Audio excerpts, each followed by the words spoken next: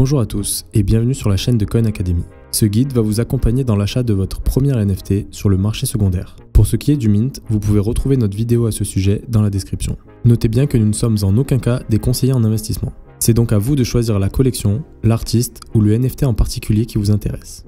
Si vous savez quel NFT vous souhaitez acheter, vous ne pourrez pas choisir la blockchain et devrez utiliser celle qui a été choisie par le créateur. Les principales différences entre les blockchains concernent leur portée ainsi que les frais de leur transaction. Par exemple, la blockchain Ethereum, largement utilisée dans le monde des NFT, a donc la plus grande portée avec un nombre d'utilisateurs bien supérieur aux autres blockchains. En revanche, les frais de gaz sur le réseau Ethereum sont extrêmement élevés, pouvant vous coûter plusieurs milliers d'euros pour un mint lorsque la compétition est rude. Selon la blockchain concernée, vous aurez besoin d'un wallet compatible. Pour le réseau Ethereum, le wallet le plus utilisé est MetaMask, alors que le wallet le plus efficace sur la blockchain Solana est Phantom. Sur le réseau Solana, les principales plateformes d'échange NFT sont Magic Eden et plus récemment OpenSea. Elles sont reconnues et utilisées par des centaines de milliers, voire des millions d'utilisateurs qui les considèrent comme fiables. Sur le réseau Ethereum, les deux plateformes les plus utilisées sont LooksRare et OpenSea.